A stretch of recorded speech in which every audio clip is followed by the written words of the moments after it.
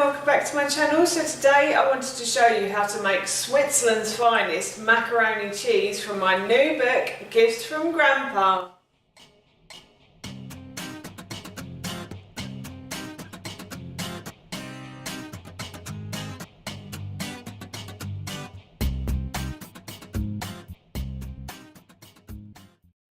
Show you how to make Switzerland's finest macaroni cheese, but before I do, if you are new to my channel, then hello and welcome. It's lovely to have you here, and if you like these kind of videos and you want to see more, then I upload every Tuesday, Thursday and Saturday at 7 AM, so please don't forget to hit that subscribe button. As I just mentioned, today I want to show you how to make Switzerland's finest macaroni cheese, and this recipe is in my new cookbook, Gifts from Grandpa, which is available to buy on Amazon, and I will link this in the description box below for you. And it's also on my blog, Googie's Kitchen Life, but I will also link the recipe in the description box below too. Now, you might be wondering why it's called Switzerland's finest macaroni cheese. Well, when I was a kid, my grandmother used to take us to Switzerland for our summer holidays. My aunt, her daughter, lives in Switzerland. She married a Swissman and they moved out there, and we used to go there for summer holidays. And one summer, I don't know what happened, but we must have been drinking like lots of milk, and we ran out of milk. So we told my aunt and uncle that we'd run out of milk, and they both went to the shops and bought some milk. So then we had double the amount. So my nan came up with a really clever idea of making macaroni cheese, which we all thought was brilliant, until we had macaroni cheese like literally for breakfast, lunch and dinner. My nan always used to have a saying, whenever we used to ask her what was for dinner, she'd always say, wait and see. But then, as soon as we had macaroni cheese for breakfast, lunch and dinner, she started saying, macaroni cheese. So it became a bit of a running joke in our family. I really love that story, and every time I make this meal, I always think of that and my grandmother. So that's why I love this dish, and I thought I'd show you how to make it today. So here is Switzerland's finest macaroni cheese. So before I start, I thought I'd show you the ingredients. Now, I'm only using half of the ingredients that are actually on the list in the book. That's simply because Howard's Head and I are the only ones eating this dish tonight. Normally it says serves 4, but I've halved all the ingredients so it only serves 2 and a little one.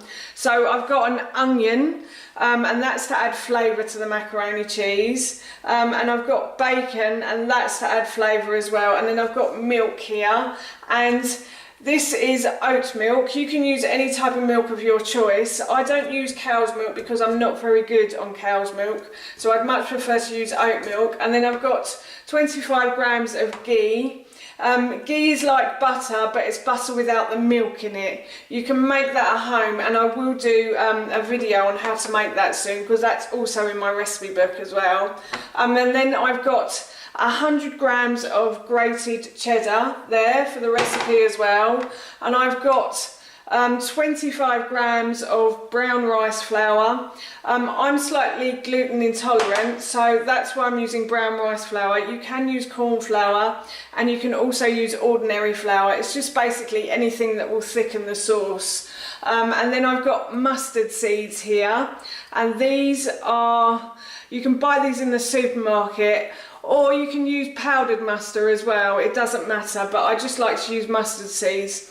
And then I've got about 150, 180 grams of split green pasta. Now in the book it does say browned rice pasta, but you can use any type of pasta you like. You can use macaroni if you want to. It's entirely your choice. And then I've got some green beans, and I've got 2 large handfuls of green beans, and then I've got some tomatoes to go on the side of the macaroni cheese, and that's all of my ingredients for the macaroni cheese. So I put the tomatoes into a baking tray and I drizzle them in olive oil. Then I add a little salt and pepper and toss the tomatoes in the oil. Next I place the tomatoes under a hot grill for about 10 to 15 minutes, or until the skins start to split. Once the skin starts to split on the tomatoes, I remove them from the grill and I set them aside. So I've got all my pans on the hob and I'm ready to go. I've got a pan of boiling water here and I'm just going to add the pasta to that and cook as per the packet instructions. So I think that is about 9 minutes. And then I'm heating this pan up and I'm just going to add a bit of oil to that, oil to the pan. And then spread it around with the brush. Let that heat up. I'm going to put my onion and my bacon in that pan.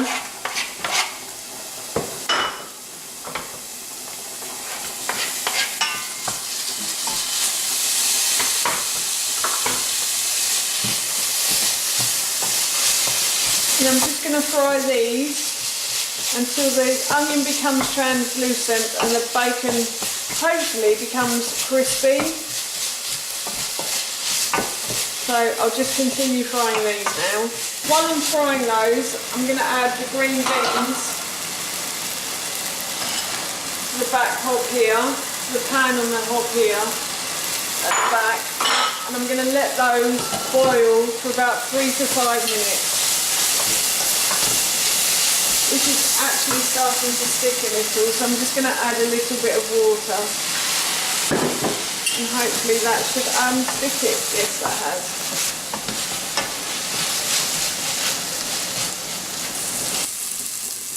So, as you can see, the onion has started to go translucent and the bacon is just starting to go crispy. And that's perfect like that. So what I'm going to do now is remove that from the heat. So I'll turn the heat off and I'll put that to one side and then I'll start on the sauce. So I'm going to add the ghee to the pan and I'm going to let that melt down. Just let me get a spoon. I'll let that melt down.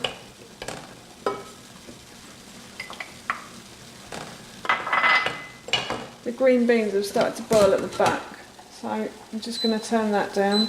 That's all melted now and I'm going to add the flour bit by bit. I'm going to turn that down a bit actually. Or if I get the right button, that does help, doesn't it?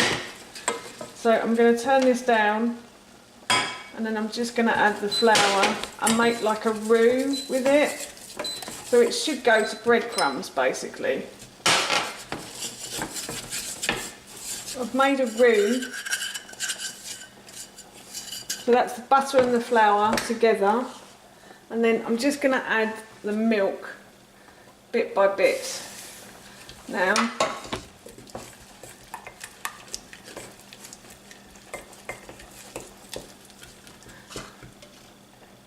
So just add a little bit at a time if you can.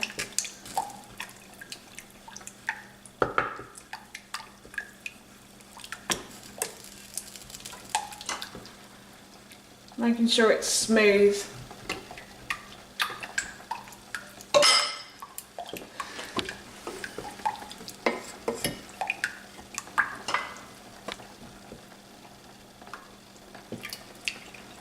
So I'm just adding this bit by bit until it becomes like a smooth paste, smooth sauce.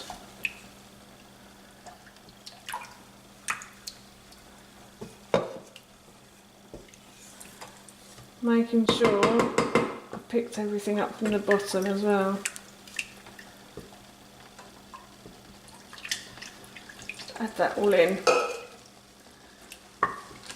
Then I'm going to turn the heat back up a little to a medium heat and I'm going to put about 2/3 of the cheese in. Making sure I leave enough for the topping. And then I'm going to stir this round until all the cheese melts basically. So you want to keep stirring this until it starts to thicken, and I think I've got it as good as it's going to get. So I think I'm going to leave that there. The pasta has boiled and the green beans have boiled, so I'm going to go and put those through a colander and then I'll show you what I'm going to do next. I've got all of the parts of the macaroni cheese, and what I'm going to do is I'm going to pour the sauce into here, because you're meant to add the pasta to the sauce and not the other way around. So I'm just going to add that into the large pan, and then I'm going to add the mustard seeds to that as well and stir those round. And then I'm going to add the pasta and the green beans to that little mix. And then I'm going to add the onion and the bacon as well.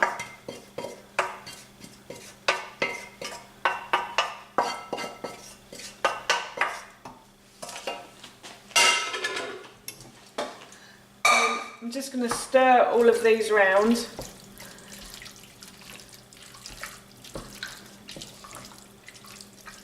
In this pan. Oh, this looks yummy.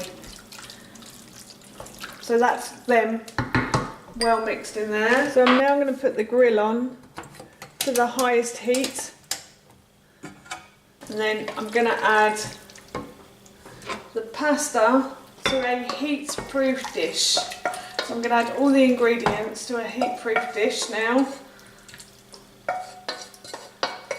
You can use any type of dish you like. This is a Pyrex dish that we've had for years. I normally use it to make apple crumble with. And then I'm going to add the rest of the cheese to the top.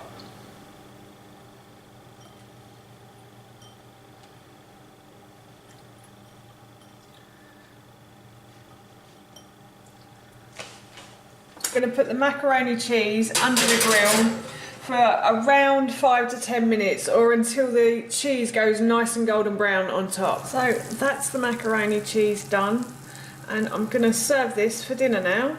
So finally I serve all the mac and cheese into the bowls. The little bowl is for my son Ted, who is 5, and he still doesn't eat that much, but his appetite is getting slightly bigger now. And then I add the tomatoes, and that is Switzerland's finest macaroni cheese done. We all really enjoyed this dish. It was so yummy.